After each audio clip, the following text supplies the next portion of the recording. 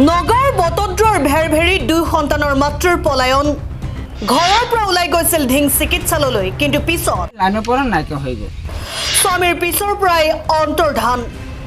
মানে পলাল যে পলালে বিচাৰি কোনো সম্ভেদেই পোৱা নগ'ল গোটেই হস্পিটেল বিচাৰিছোঁ নাই এই ল'ৰাটো লৈ ডিং বাজাৰ গোটেই ডিং বাজাৰ বিচাৰিছোঁ টাউনত গৈছোঁ টাউনত নাই নগাঁৱৰ বটদ্ৰৰ ভেৰভেৰিত পৰকীয়া প্ৰেমে ধ্বংস কৰিলে এখন সুখৰ সংসাৰ মই ক'ত যাম কি কৰিম যেইকেইটা মানুহ আছোঁ গোটেইকেইটা ৰাতি বহি থাকিলোঁ কি কৰিম এনেকৈ আজি ঈদটো যে গৈছে ঈদটোৰ কাৰণে এই তিনিটা মানুহ হয় আজিকালি হৈছে কি দিনক দিনে বৃদ্ধি হৈছে বোৱাৰী লাভাৰ মাকক কোৱা হয় মমতাময়ী কিন্তু আজিৰ দিনত নিজৰ জন্মদাত্ৰী সন্তানৰ প্ৰতি দৰদ কমি গৈছে একাংশ কুলাংগাৰ মাতৃৰ এই দৃশ্যলৈ মন কৰক মাকৰ বাবে অসুহীয়া এমাদিমা সন্তানে হিয়া ধাকুৰি কান্দিছে মা বুলি মাকক বিচাৰিছে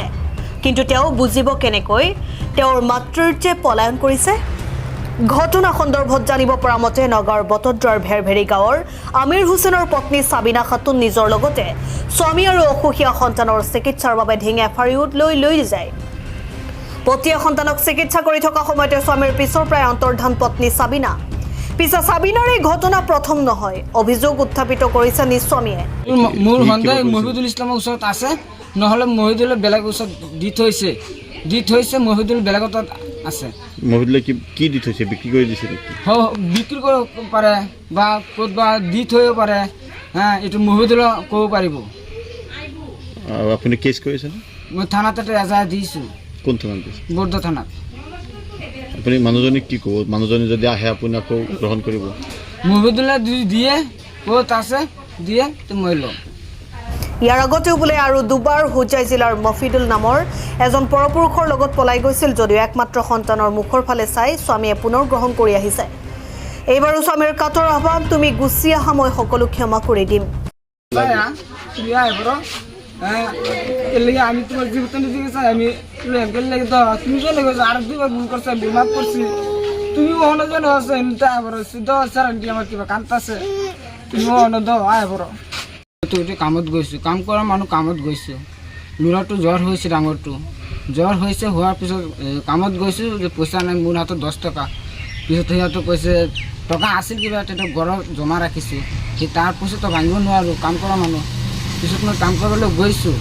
200 টকাৰ কাম কৰিলোঁ 200 টকাৰ কাম কৰিছোঁ 11 বজাত আহিলোঁ অহাৰ পিছত কৈছে ল'ৰাটো এনেকুৱা জ্বৰ হৈছে